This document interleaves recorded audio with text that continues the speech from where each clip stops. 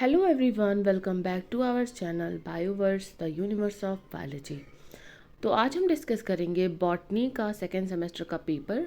ये paper Siddharth university का है और मेरे एक स्टूडेंट ने मुझे ट्रांसफ़र किया था, तो मैंने सोचा कि इस पर वीडियो बनाकर आप लोगों को एक बार दिखा देते हैं कि सेकेंड सेमेस्टर का पेपर कैसा होता है। आपने प्रीवियस ईयर का क्वेश्चन पेपर आपने अपनी यूनिवर्सिटी का देखा होगा, लेकिन ये इसी साल का है, ठीक है। 2023 में अभी जो रिसेंट एग्ज़ाम हुआ है उसका पेपर है, तो आपको थोड़ा आइडिया लग जाएगा कि किस लेवल का पेपर पूछा जा रहा है। इसमें टोटल 100 क्वेश्चंस हैं और आपको सभी अटैम्प्ट करने हैं, ठीक है। तो चलिए स्टार्ट करते हैं। क्वेश्चंस जो हैं वो ऐसे मतलब न्यूमेरिकली करेक्ट वे में नहीं है, ऑर्डर में नहीं है, लेकिन आप क्वेश्चन का आइडिया लगा सकते हैं। तो फर्स्ट क्वेश्चन से स्टार्ट करते हैं। विच one of the following is amphibian of plant kingdom? Amphibian plant kingdom का कौन है? ब्रायोफाइट्स। तो हमें देखना है इसमें से ब्रायोफाइटा कौन सा है। तो टेरिस, एफिड्रा, ईडोगोनियम। ईडोगोनियम आपका एल्गी है, एफिड्रा जो है आपका जिम्नोस्पर्म है, और टेरिस क्या है आपका? टेरिडोफाइट है। तो ये तीनों नहीं है, करेक्ट ऑप्शन आपका स्फेग्नम हो गया। नेक्स्ट क्वेश्चन देखते हैं। Which of the following is archegoniate? तो हमें पता है आर्किगोनिएट किसे कहा जाता है? ब्रायोफाइट्स को। तो करेक्ट ऑप्शन ब्रायोफाइट्स है। नेक्स्ट क्वेश्चन है which is not true about Medullosa? तो मेडुलोसा क्या होता है? ये एक लार्ज मेल रिप्रोडक्टिव स्ट्रक्चर होता है। ये बात जो है गलत है। बाकी ये जो बातें हैं, monolete, pollens, tubular sporangia, cupulate, ovule, ये सब मेडुलोसा के कैरेक्टरिस्टिक्स हैं, लेकिन ये large male reproductive structure Medullosa में नहीं पाया जाता। नेक्स्ट क्वेश्चन पे चलते हैं। ये पेपर मुझे जिस स्टूडेंट ने दिया है उसने भी इस पेपर पे टिक लगाया हुआ है, तो आप टिक वाले ऑप्शन पर ध्यान ना दें। जो करेक्ट ऑप्शन है उसे मैंने येलो कलर से हाईलाइट किया हुआ है। तो देखिए यहाँ पर ये जो क्वेश्चन है इसको ध्यान से पढ़िए। इसमें पूछा है विच of the following statement is not true? तो ये जिस स्टूडेंट ने मुझे दिया है, देखिए इसने सी ऑप्शन को करेक्ट कर दिया है। यहाँ पे लिखा है कोरलॉइड रूट्स इज़ नेगेटिव जियोट्रॉपिक। तो ये बात तो सही है, तो ये नॉट ट्रू में करेक्ट कैसे हो सकती है?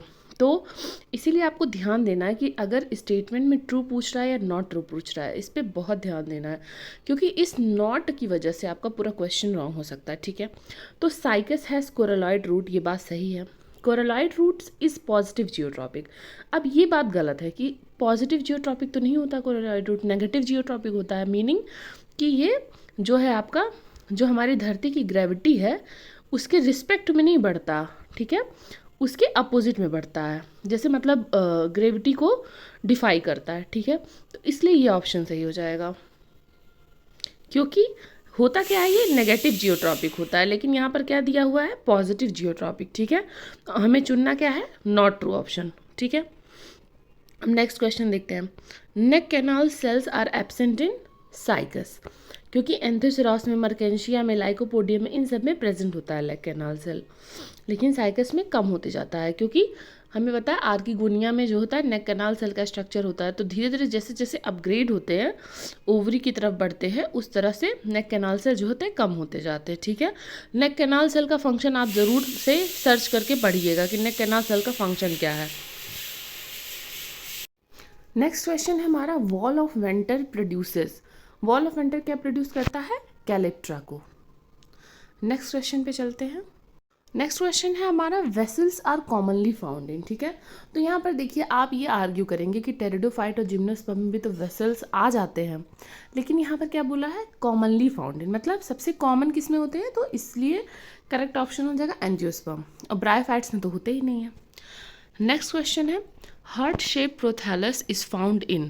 तो इसका सही जवाब होता है सेलाजिनेला में पाया जाता है हार्ट शेप्ड का प्रोथैलस, ठीक है।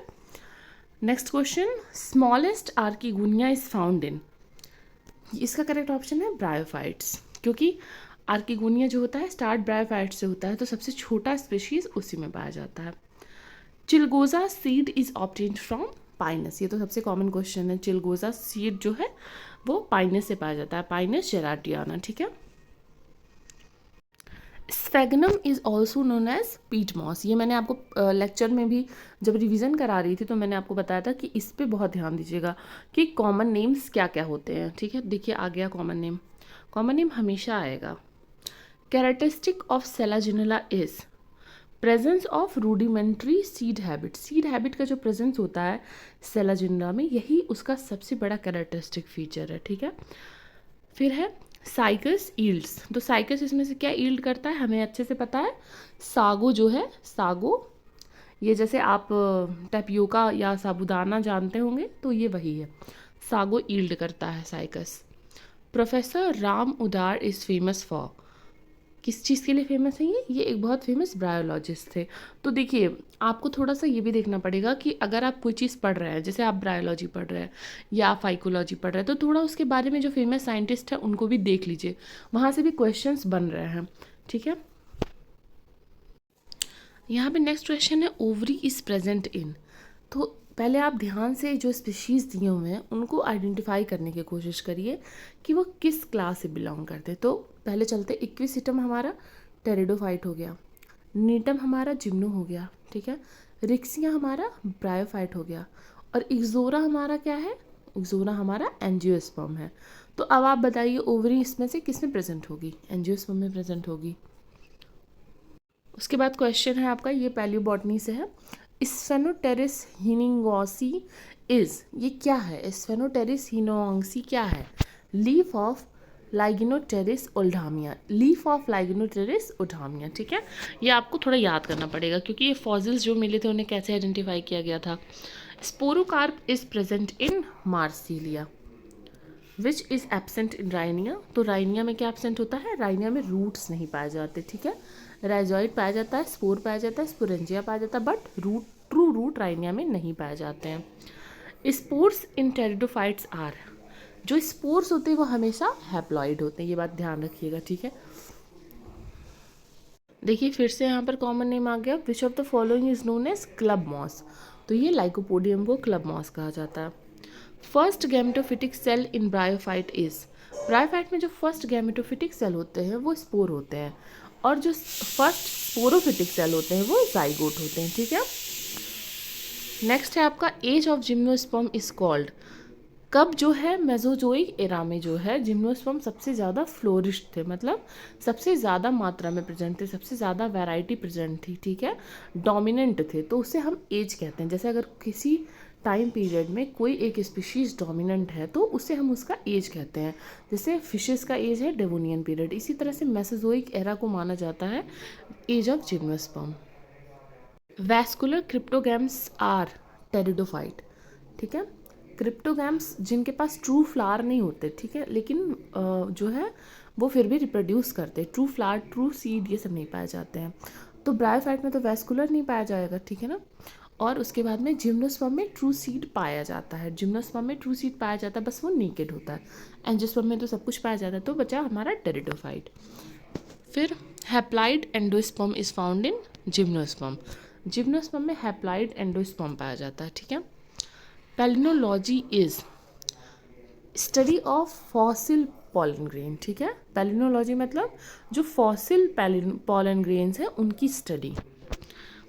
इन which of the following pteridophyte silica deposition occur, अब देखिए हर स्पीसीज की कुछ एक स्पेशल बात होती है, ठीक है, आप उसको जानने की कोशिश करिए कि वो कैसे इंपॉर्टेंट है, इकोनॉमिकली कैसे इंपॉर्टेंट है, ये बात तो ज़रूर देखिए। तो यहाँ पर इक्विसिटम जो होता है वो सिलिका को डिपॉजिट करता है, ठीक है, और यहाँ से सिलिका को जो है वो निकाला भी जाता है, यूज़ भी किया जाता है। फिर यहाँ पर देखिए नॉट ट्रू टाइप का क्वेश्चन है, which is not true about bryophytes, तो नेकेड ओव्यूल तो एब्सेंट होता ही है ब्रायोफाइट्स में, ये बात ट्रू हो गई। सीड एब्सेंट होता है, ट्रू हो गई। फीमेल कोन एब्सेंट होता है, ट्रू हो गई। तो यहाँ पर absence of alternation of generation, ये बात गलत है, क्योंकि ब्रायोफाइट्स हमारा स्पोरोफाइट और गैमेटोफाइट के बीच में अल्टरनेट करता है, तो इसलिए ये ऑप्शन जो हो गया रॉन्ग हो गया। इक्विसिटम हैज़ एम्फीफ्लोइक साइफोनोस्टील, मतलब कि फ्लोएम जो है वो दोनों तरफ है, अंदर भी है और बाहर भी है, मतलब बीच में जाइलम है और दोनों तरफ फ्लोएम है, ठीक है। तो इसे हम क्या कहते हैं, एम्फीफ्लोइक, मतलब ये आपका फ्लोएम हो गया बाहर और अंदर, और इसके बीच में आपका जाइलम हो गया। तो इस तरह का जो होता है वो इक्विसिटम में पाया जाता है। Which one of the following is not true about protostele, not true. Presence of xylem, xylem present होगा, फ्लोएम प्रेजेंट होगा, पिथ नहीं होगी। फिर लास्ट में दिया प्रेजेंस ऑफ पिथ, तो ये बात गलत हो गई, क्योंकि पिथ अगर प्रेजेंट हो जाएगा तो वो साइफोनस स्टील हो जाएगा। नेक्स्ट क्वेश्चन है विच of the following is not a cryptogram. Cryptogram का डेफिनेशन मैंने अभी आपको बताया ना कि नो ट्रू सीड। तो यहाँ पर पहले आप जब भी स्पीशीज़ दी रहे और कोई जनरल कैरेक्टर पूछा रहे, ठीक है, तो आप पहले आइडेंटिफाई करो। तो इसमें से पहले आप आइडेंटिफाई करो। टेरिस आपका टेरिडोफाइट हो गया, सेलाजिनेला भी आपका टेरिडोफाइट हो गया, लाइकोपोडियम भी आपका टेरिडोफाइट हो गया।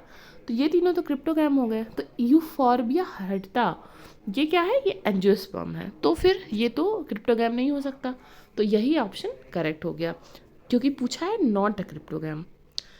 नेक्स्ट क्वेश्चन है केटोनैंथस इज। केटोनैंथस क्या है, तो केटोनैंथस एक पॉलन है, ठीक है। अब देखिए पूछा है medullated protostele is known as.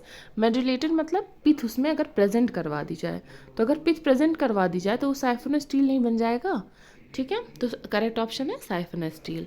फिर है टेरिडोफाइट्स आर। तो टेरिडोफाइट क्या है, सीडलेस वैस्कुलर प्लांट। सीड नहीं होता उनमें, ठीक है, लेकिन वैस्कुलर बंडल्स पाए जाते हैं। अब देखिए सीडेड वैस्कुलर प्लांट तो नहीं हो सकते क्योंकि सीड नहीं पाया जाता। सीडेड नॉन वैस्कुलर प्लांट का कोई सेंस नहीं बनता। और लास्ट में है spore bearing non vascular plant. तो नॉन वैस्कुलर की वजह से ये भी ऑप्शन रॉन्ग हो जाता है। तो करेक्ट ऑप्शन है आपका सीडलेस वैस्कुलर प्लांट्स। और इसी के साथ लास्ट क्वेश्चन देखते हैं हम अपना इस वीडियो लेक्चर का। Position of sporangia in Rhynia is. तो जो राइनिया का स्ट्रक्चर अगर आप याद करेंगे तो इस तरह से यहाँ पर स्पोर्स इसके प्रेजेंट होते हैं, ठीक है, इस तरह से स्पोर प्रेजेंट होते हैं। तो ये कौन सा पोजीशन है, एक्सिलरी पोजीशन, मतलब कि एकदम एक्सिस पर है, एकदम टर्मिनल है, ठीक है, जो है एक्सिस पे है। तो ये आपके क्वेश्चंस हो गए। और अगर आप लोग रिस्पांस दिखाएंगे तो मैं और क्वेश्चंस डिस्कस कर दूंगी। अगर आपको और चाहिए होगा, पीडीएफ के लिए टेलीग्राम ग्रुप है, आप वहाँ पर जाकर सारे पीडीएफ डाउनलोड करिए और चैनल पर सपोर्ट बनाए रखिए। तब तक के लिए पढ़ते रहिए, बढ़ते रहिए।